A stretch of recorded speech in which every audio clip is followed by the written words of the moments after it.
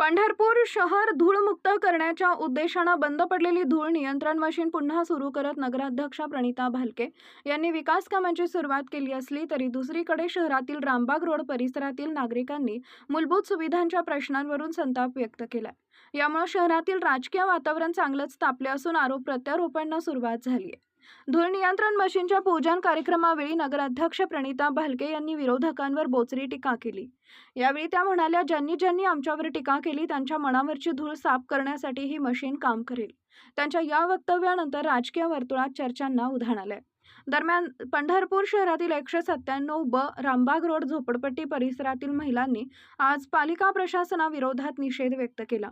या भागात गेल्या अनेक वर्षापासून ड्रेनेज लाईन तुंबणे, उघड्या गटारी आणि अस्वच्छतेचा प्रश्न गंभीर बनल्याचा आरोप नागरिकांनी केलाय। विशेष म्हणजे या परिसरात पालिकेच्या आरोग्य विभागातील अनेक कर्मचारी वास्तव्यास असून समस्या कायम असल्याचं नागरिकांचं म्हणणं आहे। संतप्त महिलांनी प्रशासनावर दुर्लक्ष केल्याचा आरोप करत आम्ही दलित असल्यामुळं आमच्या प्रभागातील कामांकडे दुर्लक्ष केलं जातं का असा सवाल उपस्थित केला। फक्त निवडणुकीत मत मागण्यासाठी येऊ नका, आमच्या मूलभूत गरजा पूर्ण करा अशा भावना महिलांनी व्यक्त केल्या। नगराध्यक्षांच्या वक्तव्याला माजी नगरसेवक विक्रम शिरसाट यांनीही जोरदार प्रत्युत्तर दिले। फक्त धूळमुक्तीचा स्टंट करून चालणार नाही, आधी गोरगरिबांची कामं करा, भावनिकतेची पट्टी डोळ्यावरून काढून टाका असा जोरदार पलटवार त्यांनी नगराध्यक्षा प्रणिता भालके यांच्यावर केला। एकीकडे धूळमुक्त पंढरपूर मोहिमेची चर्चा सुरू असताना दुसरीकडे रामबाग रोड परिसरातील नागरिकांच्या समस्या, महिलांचा संताप आणि त्यावरून सुरू झालेलं राजकारण हे शहरात चर्चेचा विषय ठरत आहे। पूर्ण आमची दखल घ्यायला पाहिजे। ते कामगारांचं गल्ली आहे तरी पण ऍक्शन कुणी घेत नाही। जर जास्त काय झालं तर हे पाणी आम्ही बादलीत घेऊन सीओच्या अंगावर टाकण्याची जबाबदारी आमची।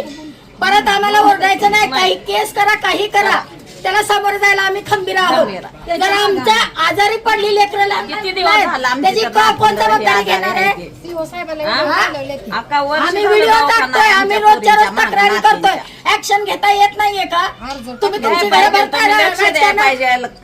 इलेक्शनच्या वेळेस हातपाय जोडत तुम्ही पुढे येताय, त्यावेळेस तुम्हाला घरं दिसतात, गलीबोळ दिसतात, काय ऍक्शन घेताना कळत नाही का? ह्या गलीबोळात लोक ज्यावेळेस तुम्ही फिरताय तेव्हा लोक अशा साड्या वर करून पॅन्टी वर करून जात आहे।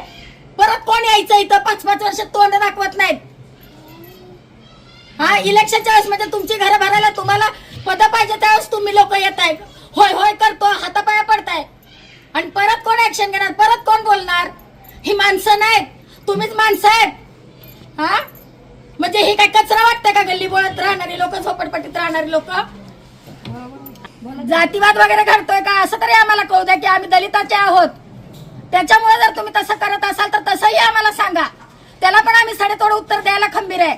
तुमच्याकडनं होत नसेल तसं लिहून द्या की आमच्याकडनं होणार नाही, आम्ही स्वतः ही घाण काढू, फक्त तुम्ही लेखी द्या, म्हणजे पुढे काय ऍक्शन घेता येते ते आम्हाला घेता येते ऍक्शन। पण म्हणजे एवढीच आमच्यात पॉवर आहे की आम्ही काही करू शकतोय। पण तुम्ही काय करताय? 5 वर्षात एकदा येतात, त्याचा काय रिप्लाय द्या आम्हाला की आम्ही असं करतोय तुम्हाला हे